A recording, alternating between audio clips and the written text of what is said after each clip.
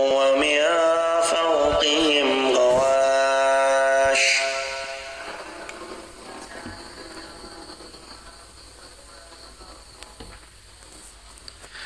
وكذلك نجزي الظالمين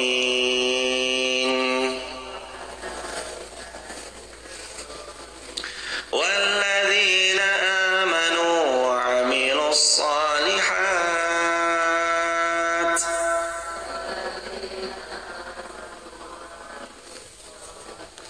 لا نكلف نفسا إلا وسعها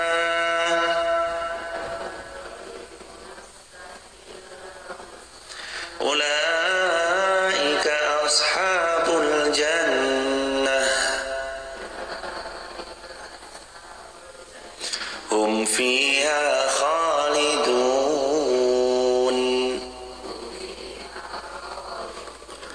ونزعنا ما في صدورهم من غل تجري من تحتهم الأنهار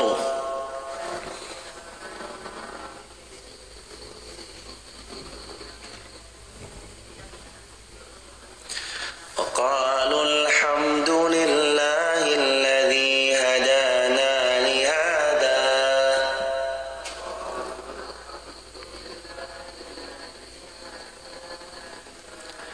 وما كنا لنهتدي لولا أن هدانا الله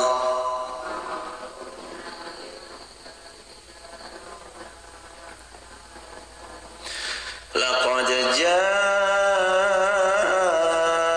رسل ربنا بالحق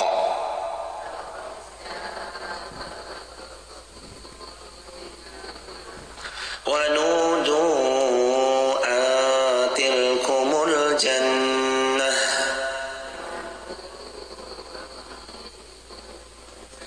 أورثتموها بما كنتم تعملون.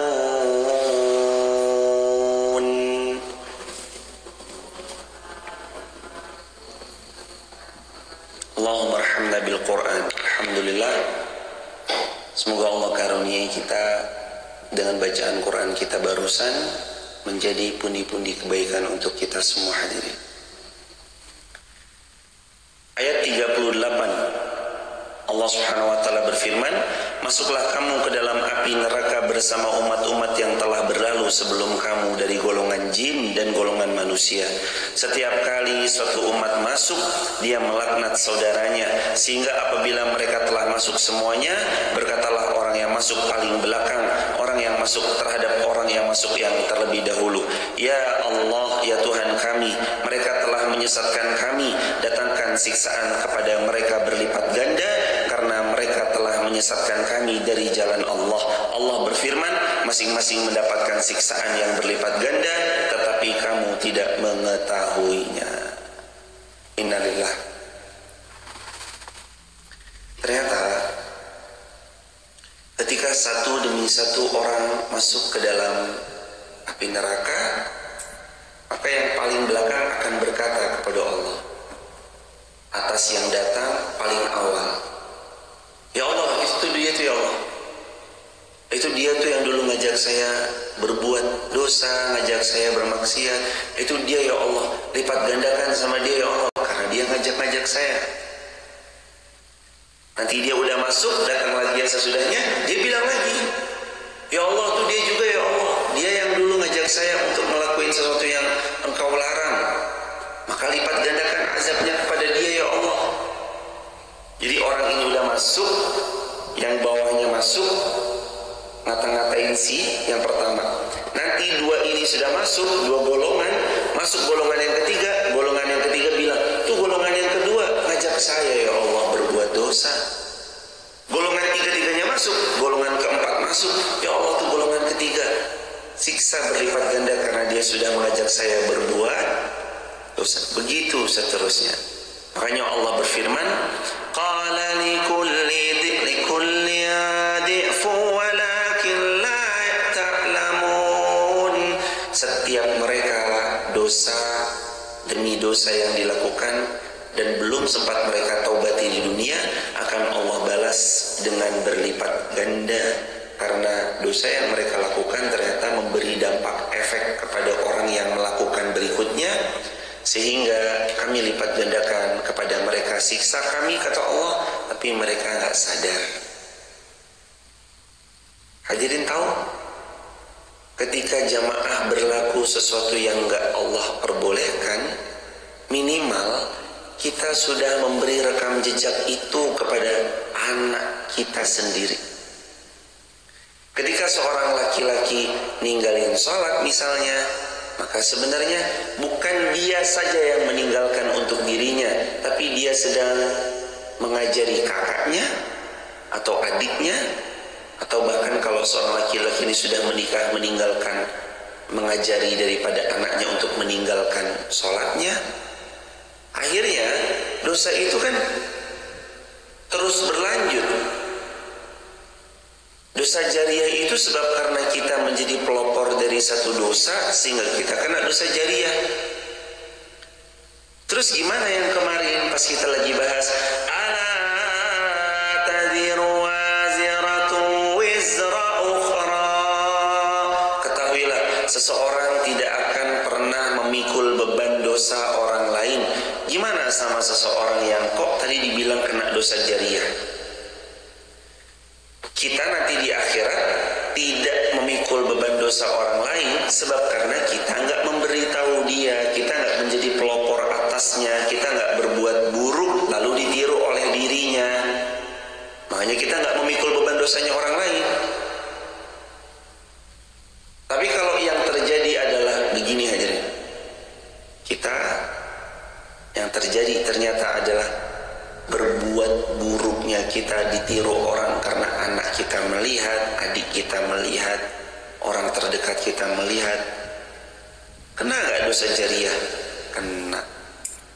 Sebagaimana sabda Nabi riwayat Muslim, man sanna fil Islam sunnatan sayyi'ah. Kalau kamu mempelopori satu tren yang buruk, kana lahu wizr, maka engkau dapat dosanya. Wa wizru man amila biha, dan dosa dari orang yang mengikutinya, min ghairi ayan qusa min auzarihim syai', tanpa dikurangi sedikit pun dosa orang yang mengikuti dari dosa tersebut. Semuanya dilimpahkan kepada yang jadi pelopor pertama. Termasuk dalam hadis Ahmad, Nabi pernah bilang, mandalla alal khairi kafa'ilihi. Sabda Nabi, kalau kalian menunjukkan satu kebaikan, kafa'ilihi, dalam riwayat lain mislu ajri fa'ilihi, maka kalian akan dapat pahala senilai dengan pahala orang yang kalian tunjuki kebaikan itu. Mafhum mukhalafahnya, pemahaman terbaliknya, berarti siapa yang menunjukkan pada sesuatu yang keliru, maka dia panen dosanya. Sebagaimana siapa yang menunjukkan pada suatu kebaikan dia panen pahalanya, siapa yang menunjukkan pada suatu yang keliru maka dia panen dosanya. Tulis di kolom komentar teman-teman. Menunjukkan kepada kebaikan panen pahala, menunjukkan kepada keburukan panen dosanya. Dan mereka nanti saling bermusuhan satu sama lain. Ya laitani, ya wailata laitani lam attakhid. Alhamdulillah. Ya dikumulasi balakum. Ya wailata laitani lam attakhid fulanan khalila. Ya wailata laitani lam attakhid fulanan khalila. Aduh, kiranya dulu saya nggak temenan sama fulan. Ya wailata laitani, aduh kiranya dulu saya nggak sahabatan sama dia. Aduh kiranya dulu saya nggak berteman sama dia. Aduh kiranya, begitu penyesalan demi penyesalan dari lisan orang yang tidak beriman. penyesalan demi penyesalan dari orang yang berbuat apa yang Allah larang, penyesalan demi penyesalan dari seseorang yang berupaya untuk nggak patuh sama Allah. Pada akhirnya ujung dari semua yang telah dilakukan tanpa pernah mau disesali dan ditaubati berujung penyesalan. Ya wailata laitani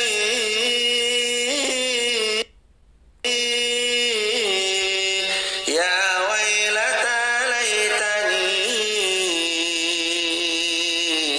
ya wailata laitani lam attakhid fulanan khalila. Aduh, kiranya dulu kami nggak berteman. Aduh, kiranya dulu kami nggak satu circle.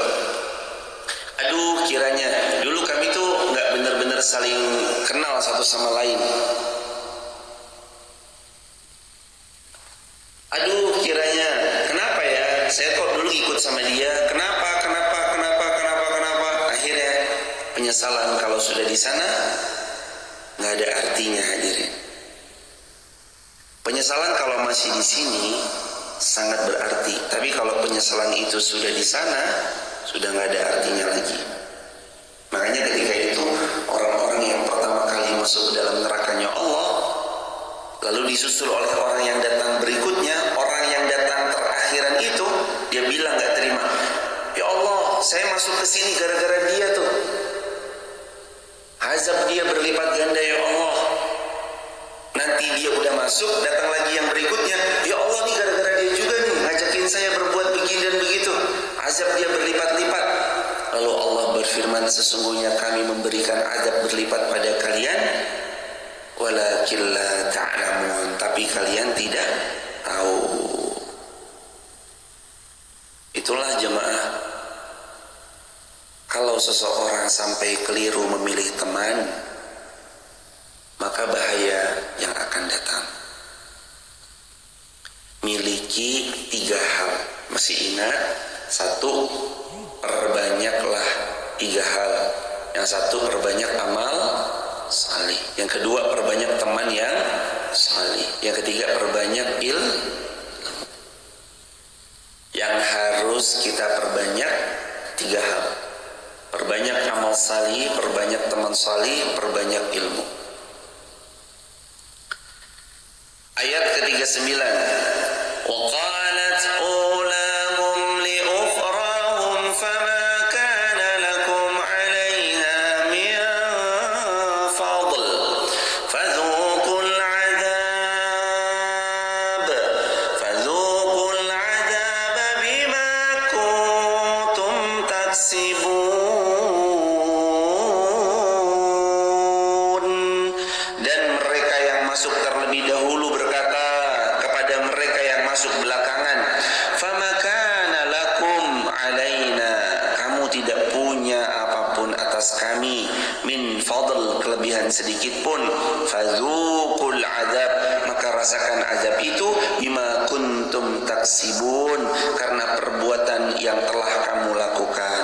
Adegan dalam ayat 38, adegan dalam ayat 39, adegan saling salah menyalahkan. Coba dilihat.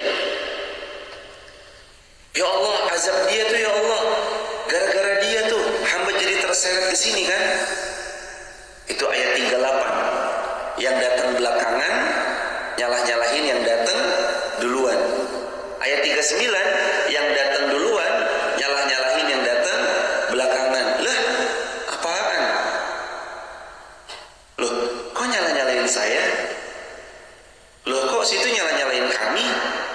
Bukankah kami cuma sekedar ngajak dan kami nggak punya kekuasaan atas kalian? Terus yang mau ikut atas kehendak kalian sendiri atau atas ajakan kami? Mau ikut atas kehendaknya sendiri atau atas ajakan?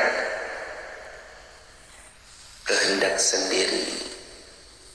Jamaah hadirin, kita bisa nggak nolak ajakan atas sesuatu ajakan itu bila mana berbuat dosa? Bisa nggak? Bisa.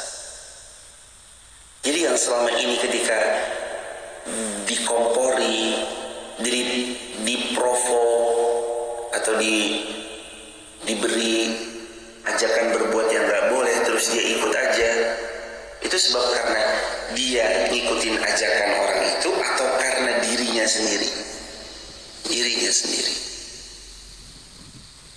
yang datang duluan juga nggak terima. Loh, kamu kok nyalain kami, kamu sendiri yang mau ikut.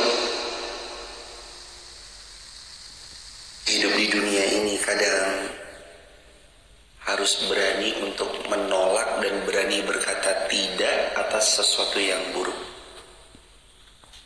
Kalau ajakan ini membahayakan dunia apalagi akhirat kita, berani untuk bilang enggak. Kita selalu punya tuas untuk menekan tombol iya atau tidak. Kita selalu punya tuas untuk mengizinkan orang ini masuk atau tidak mengizinkan orang ini masuk.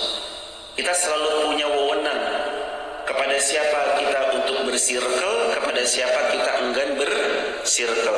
Kita punya kewenangan dan kebebasan untuk memilih mau berteman dengan yang baik atau berteman dengan yang buruk. Kita punya pilihan-pilihan itu ada di hadapan. Betul?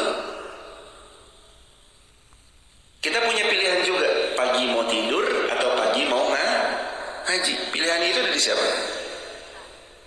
Kita sendiri. Diajak, kalau dianya nggak mau dan memilih tidur, nggak bisa hadirin. Nggak diajak, kalau dia milihnya berangkat, tetap berangkat. Walaupun seorang diri. Karena yang jadi soal sama sekali bukan tentang ajakan semata, tapi semua kendali itu ada dalam diri kita sendiri. Makanya nanti capture momen ini diingat-ingat, penduduk neraka saling menyalahkan satu sama lain. Ya Allah, dia tuh yang ngajak saya berzina. Ketika seorang perempuan menuntut seorang laki-laki yang mengajaknya berzina. Dia yang ngajak saya berzina. Dia yang ngajak saya masuk ke dalam satu kamar. Kata laki-laki ini, kamu kenapa mau? Kan gitu kan percakapannya, saling menuntut satu sama lain. Ayat 38, ayat 39 Al-A'raf. Kalau saja seorang perempuan tidak membuka pintu mendekati zinanya, nggak buka chattingannya, nggak buka flirtingannya, nggak buka DM-nya, nggak kemudian saling memberi respon satu sama lain, nggak akan sampai ke titik zina tuh, nggak akan sampai hadirin.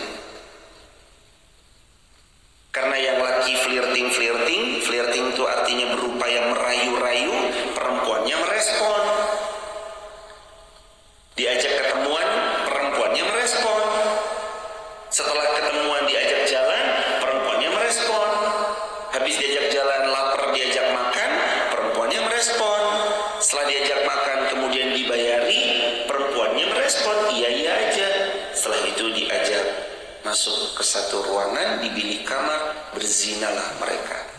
Lalu di akhirat mereka belum sempat taubat, saling menuntut mereka. Kamu dulu yang ngajak.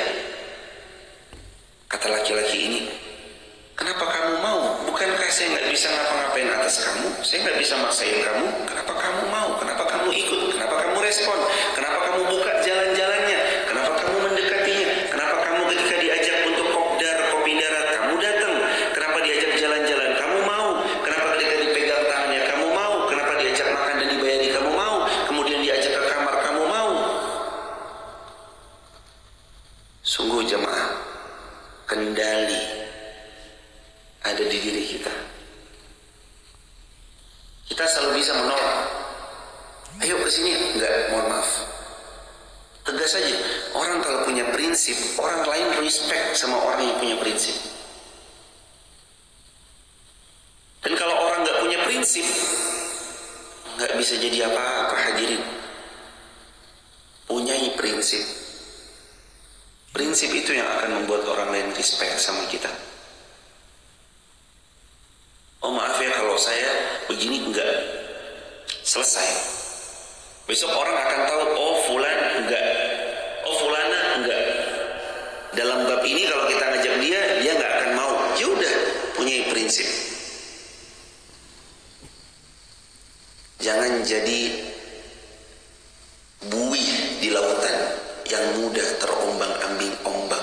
Ombak ke kanan ikut ke kanan, ombaknya ke kiri ikut ke kiri, ombaknya maju ikut maju, ombaknya mundur ikut mundur. Jangan seperti buih di lautan, gampang terombang-ambing. Jangan jadi yang diwarnai. Tulis di kolom komentar ya teman-teman. Jangan jadi yang diwarnai, tapi jadilah yang mewarnai. Jangan mau diwarnai. Kalau bisa, kita yang mewarnai. Akhir-akhir ini ada banyak banget, apalagi menjelang-jelang akhir tahun, ada banyak banget ajakan-ajakan yang boleh jadi menjerumuskan kita. Ajakan untuk berbuat yang gak semestinya, ajakan kepada hal yang gak boleh, ajakan kepada sesuatu yang bisa menyerupai daripada tradisi agama lain. Ada banyak banget yang gak boleh. Tapi kan itu pilihannya dari kita kan jemaah. Mau ikut ramai-ramai dengan tradisi yang menyerupai agama lain, Yahudi dengan trompetnya, Nasoro dengan loncengnya, itu pilihannya dari kita. Kita mau ikut, tanggung jawab nanti sendiri. Kita nggak ikut, itu juga nggak apa-apa kok. Akhir tahun di rumah aja emang terus membuat kita jadi mati gitu, atau tiba-tiba tangan kita patah karena mungkin kita nggak mengikuti tradisi Yahudi atau Nasoro gitu misalnya, nggak ikut-ikut terus tanggal 31 di malam-malam dingin-dingin keluar-keluar terus hitung mundur 10, 9, 8, 7, 6, 5, 4, 3, 2, 1 net terus kita jadi sakit gitu. Di rumah baca Quran, kumpul sama keluarga, mahal itu jemaah. Di rumah ngaji, atau kalau pas lagi ada kajian itu yang mahal hadirin. Sampai sana juga akhirnya nggak bisa gerak. Kadang motor, mobil nggak bisa gerak, udah stuck gitu. Terus kita mau gimana hadirin melihat dari hal itu semua? Kita mau nyalahin karena dulu kamu yang ngajak, nggak bisa. Kita nggak bisa nyalahin dia karena kita melakukan itu sebab karena diri kita sendiri. Kenapa kamu menyerupai dari tradisi agama lain? Oh dia yang ngajak ya Allah, dia tuh ngajak tuh suruh beli ini, suruh beli itu, dia tuh ngajak tuh suruh bakar-bakar uang, dibelikannya petasan atau apa sehingga itu menjadi mubazir dan seterusnya. Tuh dia yang ngajak, nggak bisa. Orang kitanya mau, orang kitanya sendiri dengan sadar melakukannya. Makanya nanti penghuni nerakanya Allah tuh saling nyalah-nyalahin satu sama lain. Ya Allah, semoga kita jangan jadi penghuni neraka semuanya, dan mudah-mudahan Allah pantaskan kita jadi penghuni syurganya Allah. Terutama di akhir-akhir tahun ini hadirin, penting sekali biarkan anak kita mengenal tahun baru itu gak ngapa-ngapain. Biarin anak kita kenal, adik kita tahunya tahun baru itu di rumah baca Quran, zikir, kalau ada kajian ya kajian. Biarin mereka kenalnya begitu, biarin. Izinkan mereka liburan di tempat yang oke lah, sesekali liburan ke kebun binatang teman, sesekali mungkin liburan ke mana gitu. Tapi biarkan mereka mengenal liburan sejati adalah ke majelis ilmu, kumpul orang salih, ke kajian. Jadi buat mereka tuh liburan tuh ya itu. Mau liburan kemana? Ke Wonosobo. Apa yang di Wonosobo? Nanti ujung-ujungnya ikut kajian. Walaupun camping, di dalam campingnya ada kajiannya, ada sharingnya, ada senang-senangnya. Biarkan mereka mengerti bahwa liburan itu adalah yang mendatangkan manfaat buat mereka. Biarin nanti buah hati kita tahu, atau pasangan tahu, atau adik kita tahu bahwa liburan itu adalah yang membuat kita semakin dekat sama Allah, bukan malah semakin menjauh dari Allah. Biarin mereka taunya itu. Bukan yang dingin-dingin keluar di kedinginan malam, ketika keluar lalu tangan, padahal bukan mahram, statusnya juga bukan suami istri. Ditambah lagi ada adegan-adegan yang nggak pantas. Belum lagi terus kemudian ketika tahun baru malam selesai itu kan acara jam 12-an. Terus mau kemana? Mau pulang ke rumah. Di rumah juga udah dikunci, terus akhirnya ke hotel. Ngapain mereka di hotel? Nauzubillah, subhanallah. Apalagi hari ini ya hadirin.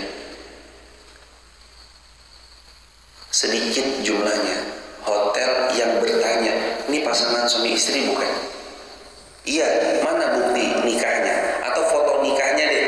Pasti kan ada di sosial media, pasti kan ada di handphone. Ini foto nikah saya. Sedikit hotel yang mau bertanya kayak gitu kan sedikit. Udahlah, nggak apa-apa. Mau dia bukan suami istri, yang penting kadang-kala mikirnya begitu. Yang penting okupansi dari penjualan kamar tercapai. Misalnya bagi yang bukan syariah tentunya. Kalau syariah, insya Allah ditanyai, lebih baik ini hotel nggak kejual deh daripada harus dimasuki oleh pasangan yang nggak jelas. Ini hadirin fenomena di lapangan. Dan penyesalan itu nanti terus hadir dari mereka-mereka yang akhirnya berbuat tidak pantas, saling salah menyalahkan. Ini gara-gara dia nih ya Allah, lu gak bisa, kamu mau ikut kan? Apa kamu mau ikut? Ya kamu juga salah lah. Akhirnya mereka saling salah menyalahkan. Ayat 40. Innal ladzina kadzdzabu bi ayatina wastakbaru anha la tufattahu lahum abwabus samaa wa la yadkhuluna al-jannah hatta yalijal jamalu fi sammil khiyat wa kadzalika najzil mujrimin. Ayat 40. Sesungguhnya bagi orang-orang yang mendustakan ayat-ayat Allah lalu mereka sombong terhadap dirinya sendiri, tidak akan dibukakan bagi mereka pintu-pintu langit dan mereka tidak akan masuk surga sebelum unta masuk ke lubang jarum. Demikian Allah perumpamakan bagi mereka yang sombong dan durhaka atas balasan terhadap apa yang mereka lakukan. Hadirin, coba dengarkan ayat tadi ya. Apa Allah berfirman? Satu, jazakumullah khairan hadirin. Sesungguhnya orang-orang yang mendustakan ayat-ayatnya Allah. Lalu yang kedua, wastakbaru, orang-orang itu berbuat sombong. Allah katakan apa? Mereka tidak akan masuk surga sebelum unta masuk ke lubang jarum. Bisa atau tidak unta masuk ke jarum? Bisa nggak? Mustahil. Kalau dia durhaka sama Allah, mendurhakai Allah, mendustakan ayat-ayat Allah, dan dia sombong, maka mustahil dia mencicipi indahnya syurga. Hatta yalijal, Allah perumpamakan, hatta yalijal jamal fi sammil khiyat, sampai kamu melihat unta masuk ke lubang jarum. Mungkin unta masuk ke jarum? Tidak mungkin. Hatta yalijal jamal fi sammil khiyat. Gak mungkin orang yang durhaka sama Allah mencicipi manisnya surga seperti tidak mungkinnya unta masuk ke lubang jarum. Gak mungkin. Mustahil. Wa kadzalika najzil mujrimin,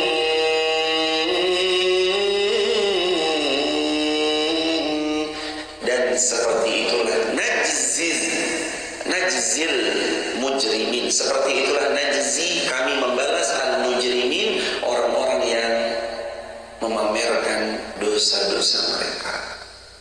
Mujrimin, orang-orang yang mereka berbuat jahat. Gak mungkin hadirin unta masuk ke lubang jarum, itu mustahil. Itu perumpamaan yang Allah berikan untuk orang-orang yang tidak beriman. Ketika mereka ditanya, apakah orang yang tidak beriman masuk surga? Apakah orang yang mendurhakai Allah dan dia mati belum sempat taubat masuk surga? Jawabannya mustahil. Seperti mustahilnya unta masuk ke lubang jarum, mustahil. Hatta yalijal jamal fi sammil khiyat, sampai kamu melihat unta masuk ke lubang jarum. Seperti itulah mustahilnya orang yang tidak beriman masuk ke dalam surganya Allah. Maka sekarang tinggal dibalik. Berarti kalau tiga tadi, satu mendurhakai Allah, dua mendustakan ayat-ayat Allah, tiga menyombongkan dirinya, tak bisa mencium surga, bahkan Allah perumpamakan mustahil masuk surga seperti mustahilnya unta masuk lubang jarum. Terus gimana caranya biar kita masuk surganya Allah? Caranya juga tiga, tinggal dibalik aja.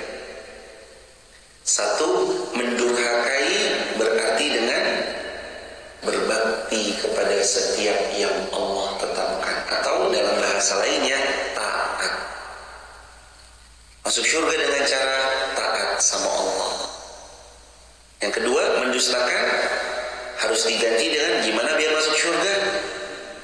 Beriman terhadap ayat-ayat Allah.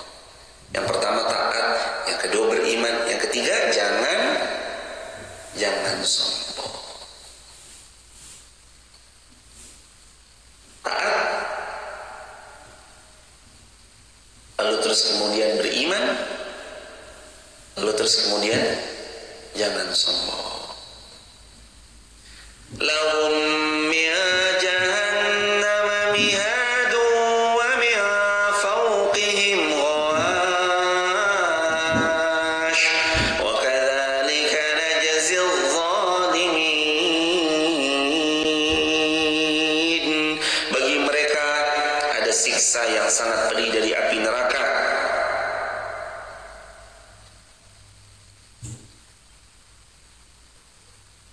Disediakan alas tidur dari api neraka jahanam, dan di atas mereka ada selimut dari neraka jahanam.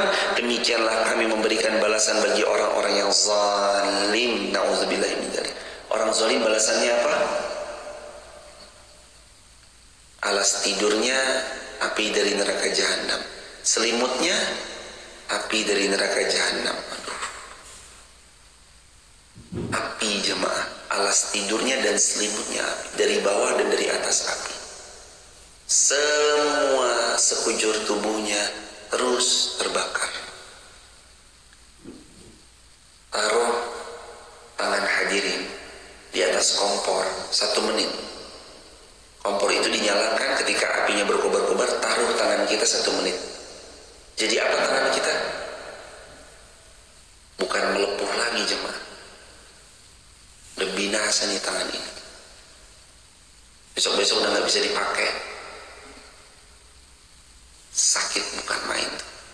1 menit. Ini gimana kalau khalidina fiha abada, selama-lamanya. Nabi pernah cerita suatu ketika, kata Nabi, pernah didatangkan orang yang paling kaya di dunia, paling berkuasa di dunia, paling nikmat di dunia. Tidak ada yang mengalahkan nikmatnya dia.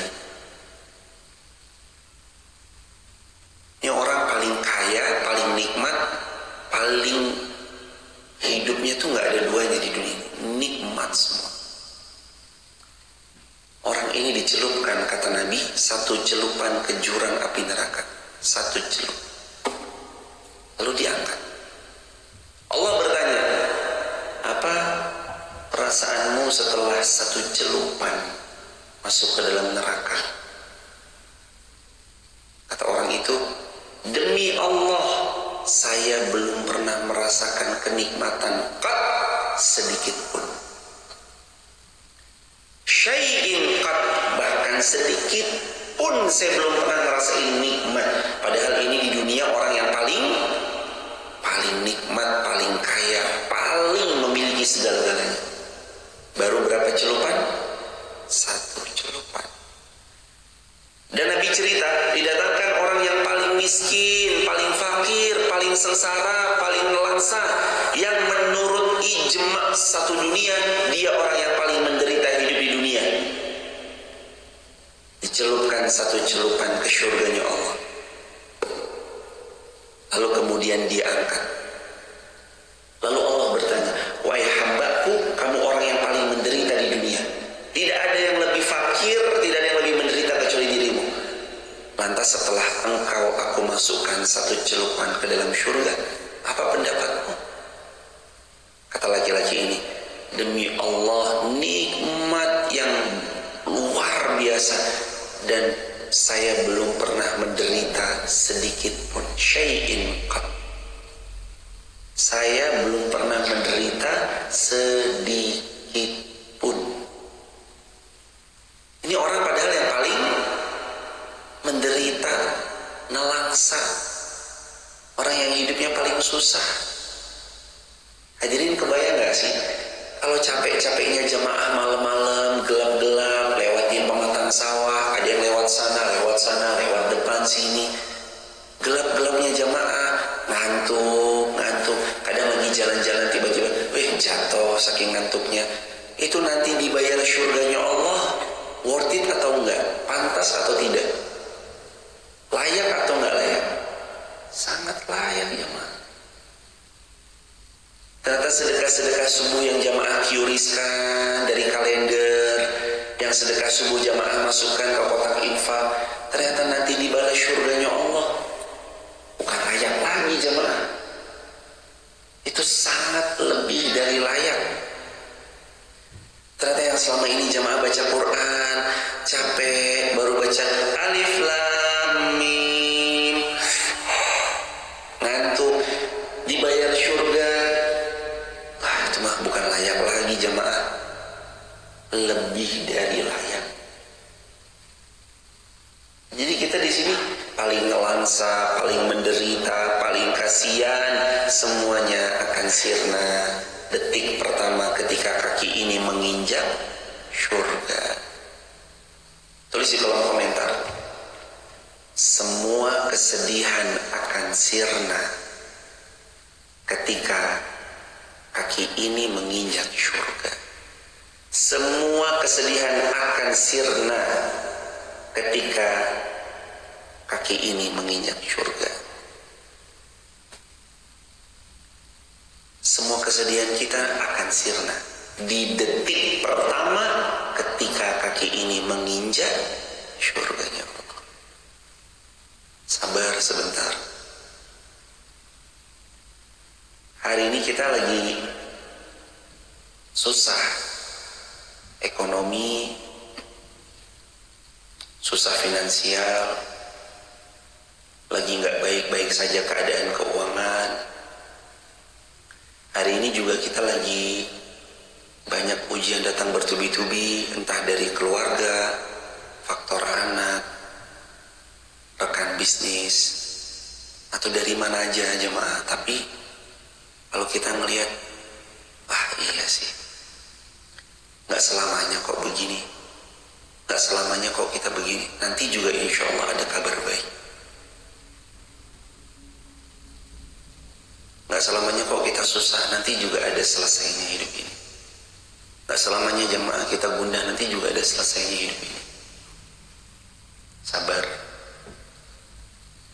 Sebentar lagi Allah kasih kabar baik. Insya Allah.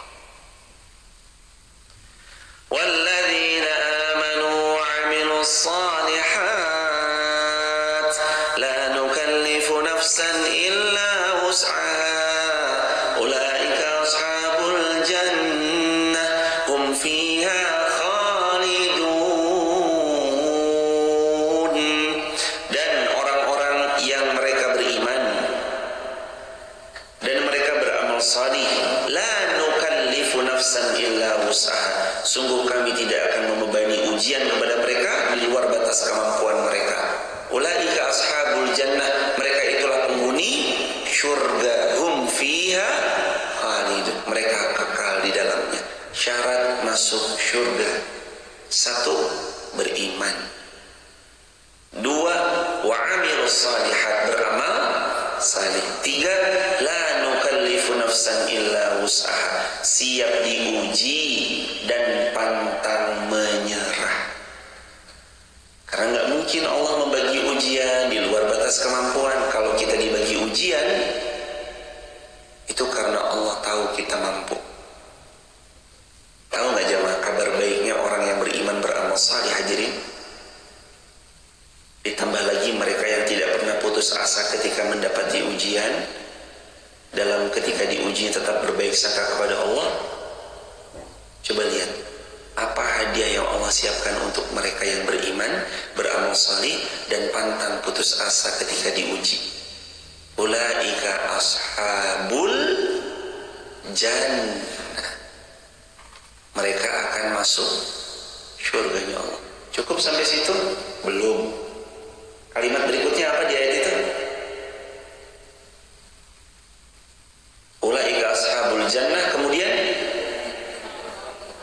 hum fiha khalidun, mereka akan masuk syurga kekal selama-lamanya. Punya rumah di dunia kekal nggak? Enggak. Punya mobil di dunia kekal nggak? Punya motor di dunia kekal nggak? Tanah pekarangan, ladang, sawah yang luas kekal nggak? Tidak. Punya uang di rekening yang banyak kekal nggak? Tidak. Bahkan diri kita pun tidak kekal hidup di dunia, karena kita akan kembali pulang. Kullu nafsin dha'iqatul maut. Dan kalau ditanya kehidupan model apa yang kita inginkan, pasti jawabannya kehidupan yang kekal abadi.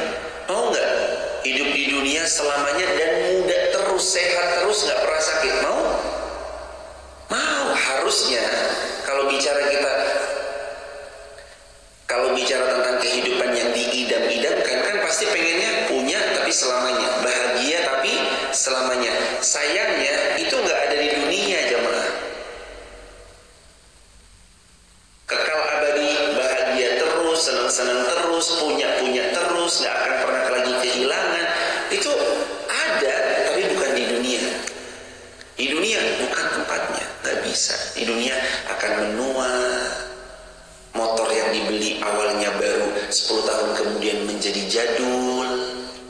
Rumah yang awalnya dibangun indah, ternyata seiring berjalannya waktu bangunan itu sudah tidak lagi indah. Ternyata ini bangunan-bangunan jadul. Begitu hadirin dunia.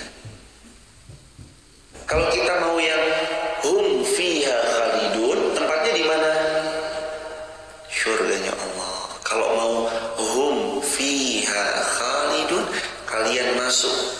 mereka semua masuk ke dalam syurga, kekal selamanya dalam syurga.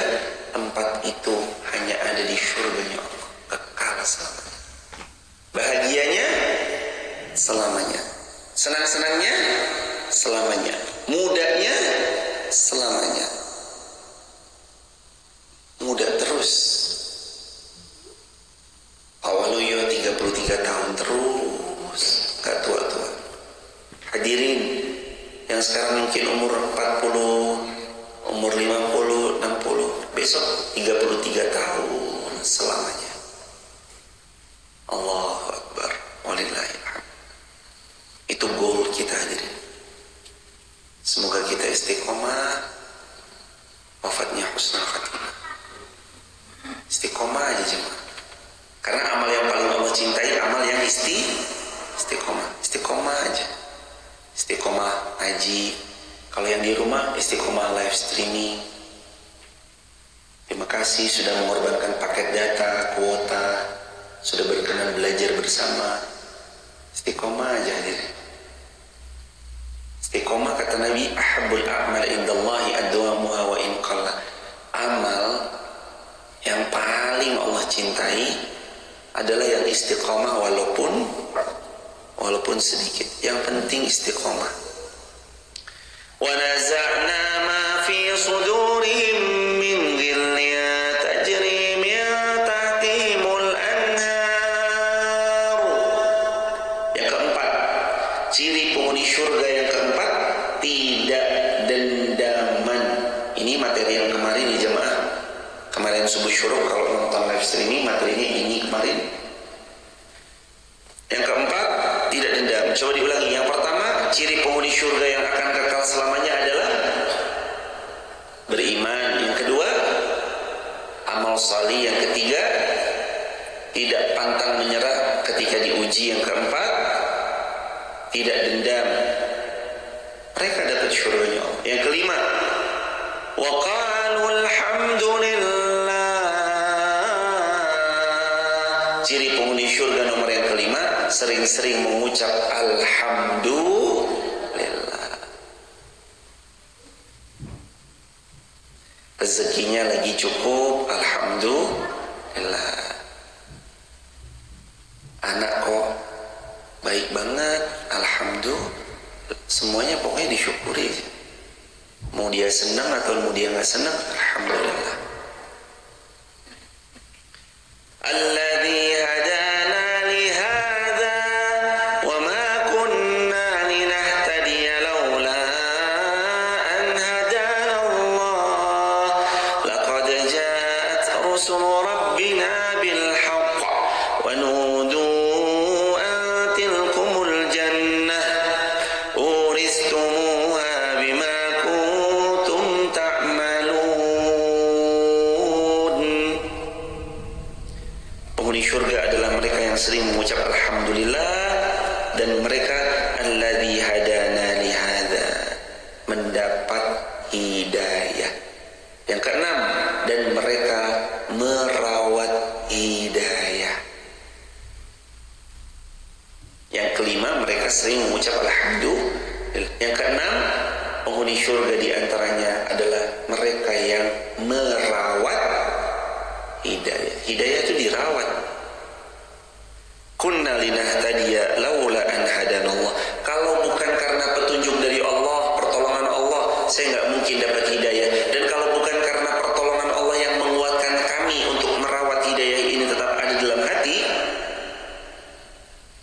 maka mustahil jalan kami akan dimudahkan masuk surga. Jadi jamaah datang subuh-subuh sini karena pertolongannya siapa?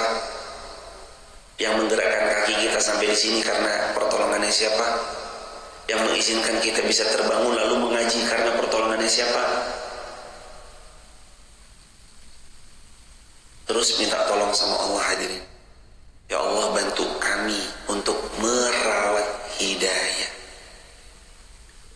Bantu kami ya Allah untuk merawat. Semuanya ini dirawat hadirin. Hidayah gak bisa kalau dibiarkan begitu saja, harus dirawat. Dan pagi ini, sadar atau tidak sadar, kita lagi merawat hidayah. lagi nyirami, lagi memupuk, lagi dirawat supaya terkena sinar matahari, lagi ngerawat, dirawat hidayah itu, dijaga baik-baik.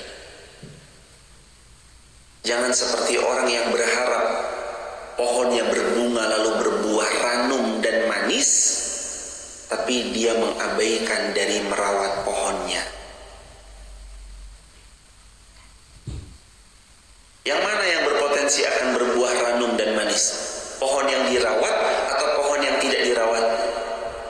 Yang dirawat. Sama.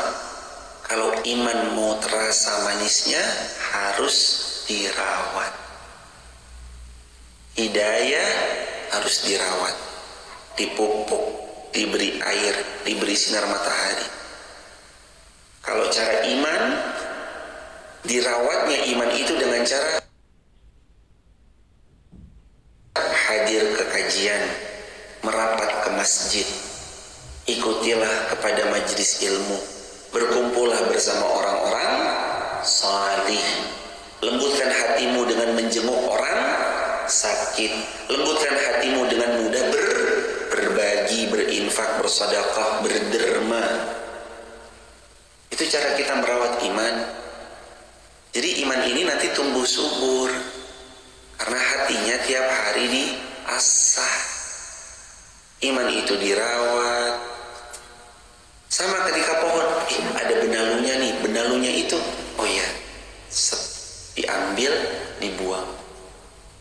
Kalau kita rajin-rajin nengokin pohon kita ada yang kurang pas, langsung bisa kita eksekusi. Ini kayaknya bahaya deh, ada benalunya, sebentar ya, saya cabut. Ini kayaknya ada rumput-rumput sekitaran akar-akar pohon yang bakal merusak nih, rumputnya dicabut. Iman kita kalau sering-sering kita tengok, rawat, dijaga, ketahuan. Ini ada penyakit nih. Penyakitnya apa? Penyakit males. Ayo dihindari. Langsung kedetek. Ini ada penyakit nih. Penyakit apa? Ngambil degan yang jatuh. Langsung udah jemaah dirawat hati ini. Warning, net. Habis itu degan jatuh. Astagfirullahaladzim. Ya Allah, kuatkan aku untuk nggak ngambil degan yang jatuh, ya Allah. Jemaah jangan kemana-mana. Habis ini jangan kemana-mana. Itu udah dibeliin duren dari Ibu Lindawati Kalimantan Selatan. Ibu Linda itu terima kasih. Kemarin pas bahas kayak gitu, ada jamaah TikTok langsung ditransfer sama jamaah TikTok. Ini ya Ustadz, saya titip, udah transfer ke masjid, titip buat beli duren. Makasih Ibu Lindawati Kalimantan Selatan. Masya Allah sudah. Ya Mas, ada kan? Udah dibeli jamaah. Totalnya 60 sekian gitu kalau nggak salah. Abis ini udah gak usah kemana-mana, ayo nggak kita lekaran gelar di luar masjid itu. Ada di sini yang Mas nanti diambilin ya. Di rumah saya ada berapa gitu? Ada berapa? 12 apa berapa gitu? Ntar tambah yang sini. Lah, jemaah. Udah ini jadi teman-teman di belakang Masjid Muhammad Al-Fatih itu emang pohon duren semuanya, pohon duren, tapi punyanya orang. Ya udah. Ini pohon duren belakang masjid punya orang. Jangan dia papain. Nanti kalau suatu ketika ternyata kok qadarullah, ini tanah belakang masjid dibeli masjid sama pohon-pohonnya, monggo. Mau metik mau apa ya, monggo jemaah. Tapi kan sekarang bukan punya kita. Jangan hadirin. Nah, kembali lagi ya, ingat ciri penghuni surga: beriman, beramal salih, pantang menyerah ketika sedang diuji, kemudian sering mengucap alhamdulillah, kemudian yang kelima, yang keenam, merawat hidayah. Yang kelima apa yang keenam ya? Apa? Oh, yang keempat tidak dendam. Yang kelima sering mengucap alhamdulillah. Berarti yang keenam merawat hidayah. Hidayah itu dirawat hadirin. Dirawat. jangan dirawat.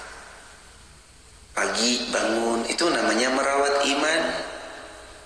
Nggak tidur lagi habis subuh itu namanya menjaga iman. Baca Quran habis subuh itu namanya merawat iman. Kebayang nggak gersangnya hati kita tuh kayak apa? Pagi tidur, bangun-bangun kesiangan. Apa rasanya ketika bangun kesiangan? Nggak gairah jemaah. Ketika bangun kesiangan tuh kayak nggak gairah hidup tuh. Tapi yang bangun pagi-pagi dapat doa Nabi. Apa doa Nabi? Allahumma barik li ummati fi bukuriha. Ya Allah, berkahi umatku yang mulai beraktivitas sejak paginya. Jadi yang datang semua tuh dapat berkah doanya Nabi. Karena beraktivitas dari pagi. Pagi sudah sholat tahajud, sudah sholat sunnah fajar lebih baik dari dunia seisinya. Sholat subuh, habis itu zikir, habis itu ngaji, baca Quran satu halaman, habis itu tadabbur Quran. Yang kata Nabi, satu ayat lebih baik dari satu unta merah yang paling bagus.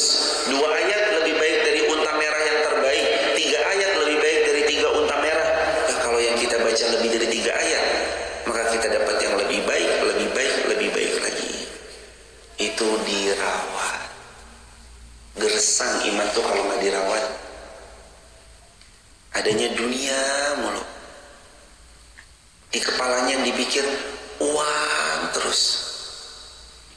Disuruh haji nggak mau. Lah padahal itu loh mobilnya dijual satu bisa berangkat haji furoda. Tapi kalau di kepalanya dunia, dunia, dunia,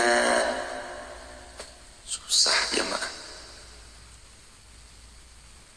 Dia punya mobil banyak, rumah yang banyak, tanah yang lapang. Tapi kalau di kepalanya lagi-lagi tentang dunia, dunia, dunia. Berangkat haji. Enggak lah. Sibuk. Emang dikira yang berangkat haji bukan? Emang dikira yang berangkat haji pengangguran semua? Ayo berangkat umroh. Enggak lah. Aduh, masih ada bisnis nih. Mau sampai kapan begitu terus hadirin? Harus berani bilang cukup jemaah. Sama dunia itu harus berani bilang cukup. Mohon maaf ya, saya udah kaya, uang saya udah banyak. Harus berani bilang gitu. Walaupun uang kita ya tinggal 1.000 rupiah. Tapi marwah itu mahal loh jemaah. Nggak meminta-minta, nggak yang begini-begitu, sama sekali. Kalau udah kekunci sama cinta dunia, hati-hati. Nanti pengennya cepat kaya, akhirnya judi, awal-awal jual motor, jual mobil, jual rumah, akhirnya terlilit hutang gara-gara judi. Nah, ada jalan pintas jadi kaya tuh kerja keras. Dan harus punya cukup terhadap dunia. Walaupun mungkin uang kita baru tinggal 50 ribunya, tapi kalau kita ngerasa saya cukup, Anda, saya, kita semua jadi orang yang paling kaya jemaah. Karena kata Nabi, kaya itu takarannya bukan harta. Laisal ghina an kasratil arad. Sabda Nabi, kaya itu bukan harta.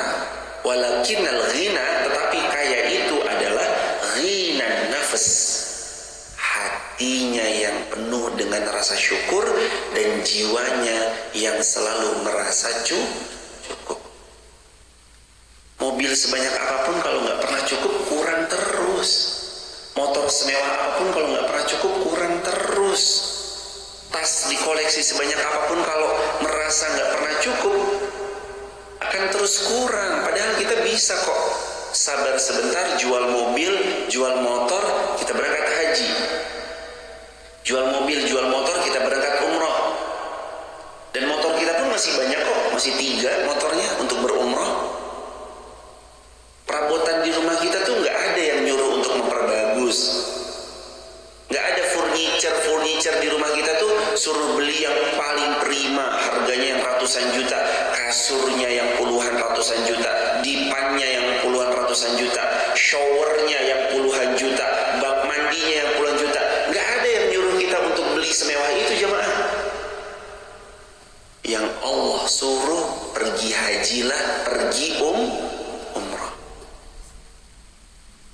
Ayo jangan keliru yuk, jangan keliru.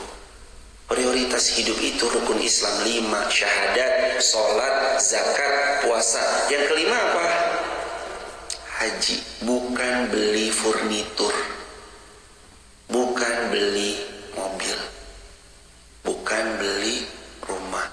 Ini nasihat banget nih buat anak-anak muda, Madan, Mas Afif, Herman, Mas Dika, dan anak-anak muda lainnya yang nanti kalau nikah rezekinya berlimpah. Jangan beli rumah dulu, jangan beli tanah dulu, berangkat haji, berangkat umroh. Selalu itu jadi mindset yang paling utama. Jangan beli mobil dulu, jangan beli tanah, jangan beli rumah dulu. Ntar, wallah jamaah, siapa yang mendahulukan Allah, Allah akan mendahulukan hajat demi hajatnya.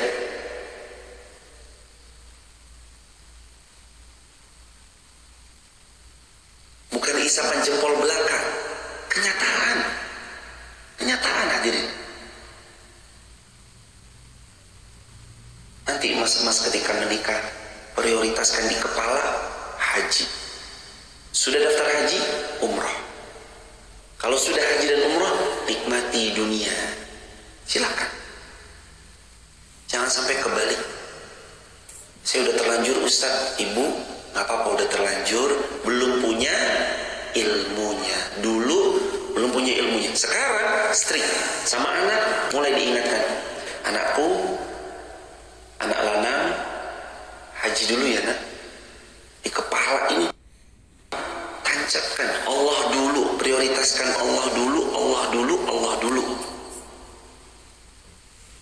Yang ada di benak tuh Allah, Allah, Allah. Hadirin, mudah bagi Allah.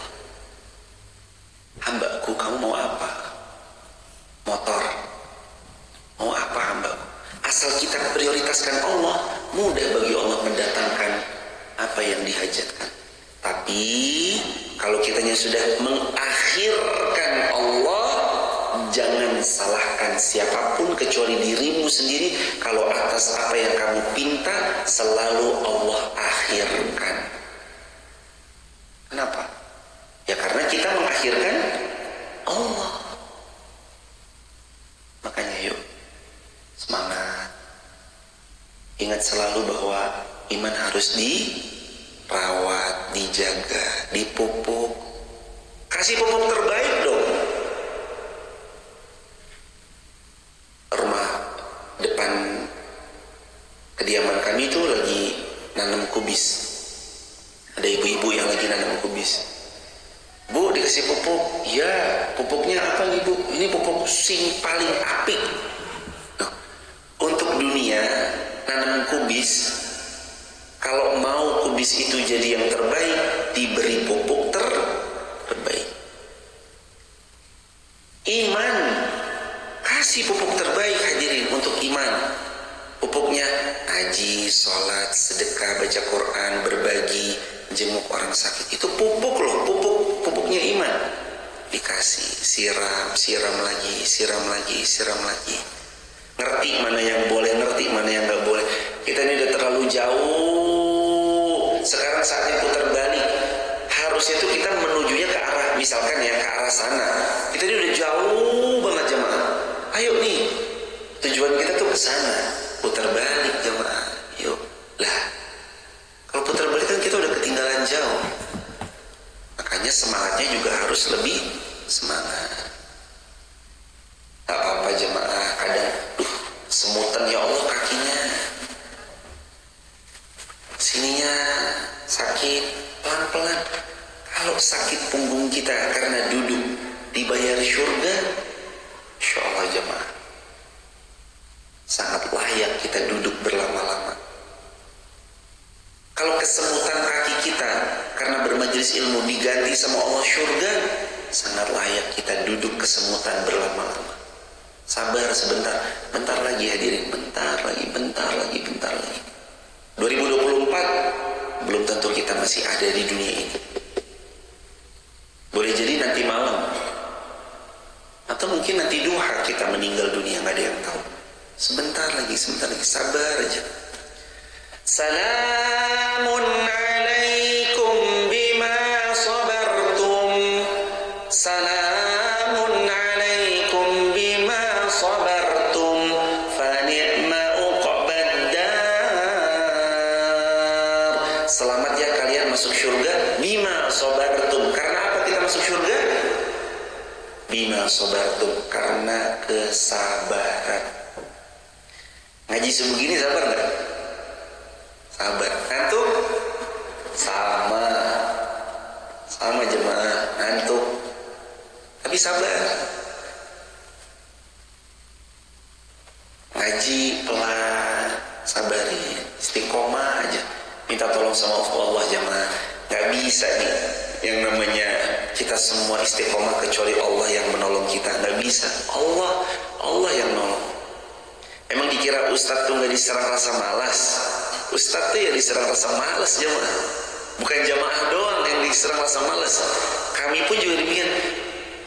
Ngaji subuh syuruk, baru semalam datang, nyampe rumah jam 2 pagi. Baru mak riap-riap bentar, kok jam 4 bangun lagi. Emang nggak diserang rasa malas? Kita semua tuh diserang sama syaitan. Ini malas, ini malas. Tapi kan pada akhirnya, ya Allah tolong kami, ya Allah bantu kami, ihdinas siratal mustaqim. Beri kami petunjuk supaya kami bisa merawat iman, menapaki jalan-jalan yang lurus. Jangan belak-belok ya Allah, udah terlalu jauh kemarin saya, sekarang pengennya saya mah lurus gitu. Lurus ya jemaah. Perjalanan kita nanti panjang. Di dunia 60 tahun, dikubur di bawah dunia ratusan tahun bisa jadi. Betul? Rasulullah SAW hidup di dunia berapa tahun? 63 tahun. Rasul SAW wafat sudah berapa tahun di bawah daripada dunia? Maksudnya dikebumikan di dalam tanah sudah berapa tahun? 1400-an tahun. Jadi perjalanan kita di bawah tanah tuh lebih lama daripada di atas tanah. Punya bekal dari sekarang jemaah. Jangan sampai kehabisan bekalnya dari sekarang. Terakhir, laqad ja'at rusulu rabbina bil haqq. Telah datang utusan-utusan Allah kepada kami bil haqq, membawa kebenaran. Wa nudu atilkumul jannah, dan diserukan kepada mereka menyuruh kami untuk meraih jannah, surganya Allah. Uristumuha, yang surga itu telah diwariskan kepadamu, bima kuntum ta'malun, atas apa yang kamu kerjakan. Jadi surga itu kita dapatkan karena ilmunya semata atau ilmu dan amal? Ilmu dan amal. Bima kuntum ta'malun, atas apa yang kita kerjakan. Jadi bukan cuma sekedar tahu, tapi tahu dan amal. Ia, ilmu amal. Jangan cuma i aja, ilmu doang. Jangan cuma ilmu semata, tapi ia, ilmu amal. Jadi masuk surga yang ketujuh karena amal saleh. Ya ini kembali lagi ya nomor 2 ya jemaah, sama aja. Kan nomor 2 udah ada kan? 2-nya beramal saleh. Yuk diulangi. Masuk surga yang pertama karena beriman. Yang kedua amal saleh. Yang ketiga ia pantang menyerah ketika diuji. Yang keempat tidak dendaman. Yang kelima qulil hamdulillah, sering mengucap alhamdulillah apapun keadaannya. Yang keenam merawat hidayah. Yang ketujuh dikembalikan lagi bima kuntum ta'malun, itu karena kalian beramal ketika hidup di dunia. Kembali lagi dengan nomor 2 amal saleh. Dah begitu jemaah. Mari kita buka tanya jawab. Kalau ada yang mau bertanya silakan. Ada pertanyaan hadirin? Silakan Pak Waluyo. Mikrofonnya di sini Mas biar benar.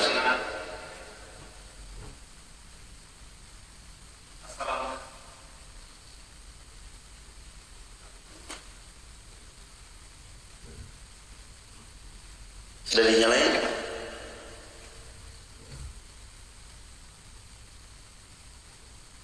Ya sudah, kalau itu langsung nggak apa-apa.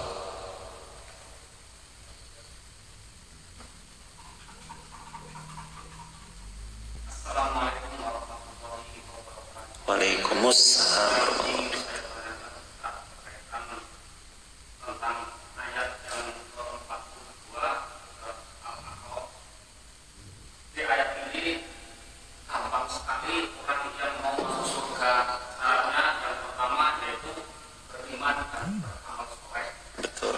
Tapi untuk berkaitan surat yang ke-43 termasuk perawat dan rumah.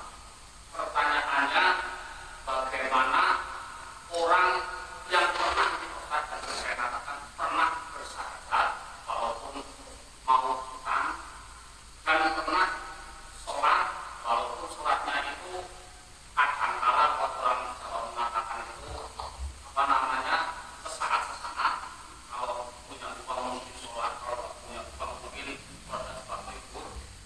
Dan yang ketiga, orang itu meninggal tapi melaksanakan ibadah itu istilahnya apa, mengikuti hawa nafsu.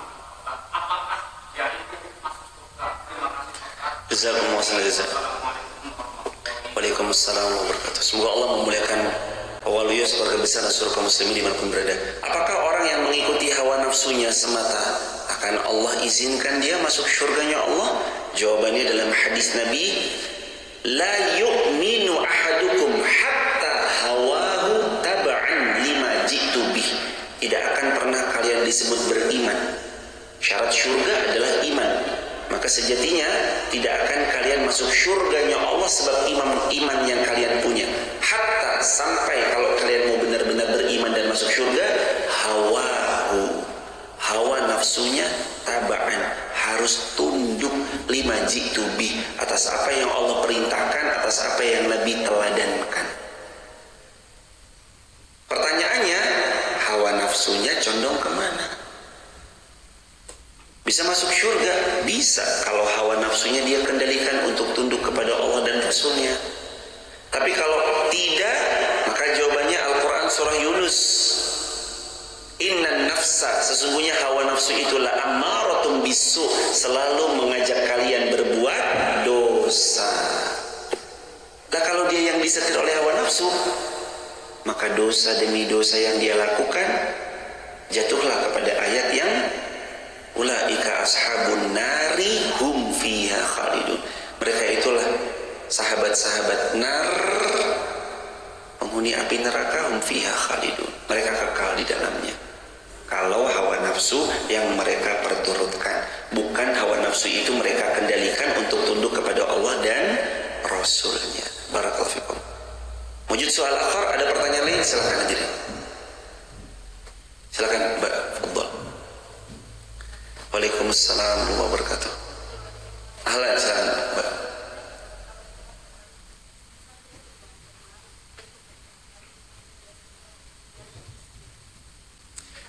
Semoga Allah memuliakan barani suara besar dan seluruh kaum muslimin dimanapun berada.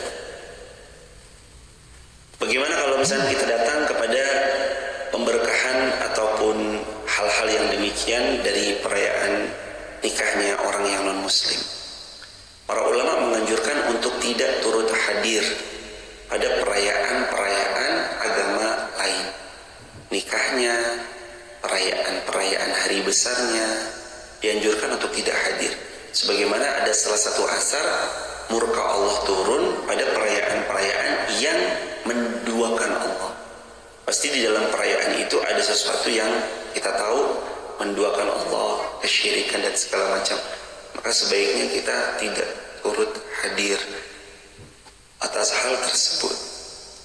Tapi bagaimana kalau ini terkait muamalah dunia? Muamalah dunia diperkenankan. Terkait perayaan lebih baik dihindari. Allahu a'lam bishawab. Barakallahu fikum. Ada lagi hadirin? Baik, kalau nggak ada kita akhiri dengan alhamdulillah. Alhamdulillahirabbil alamin. Kafaratul majlis. Subhanakallahumma bihamdika asyhadu an la ilaha illa anta astaghfiruka wa atubu ilaik.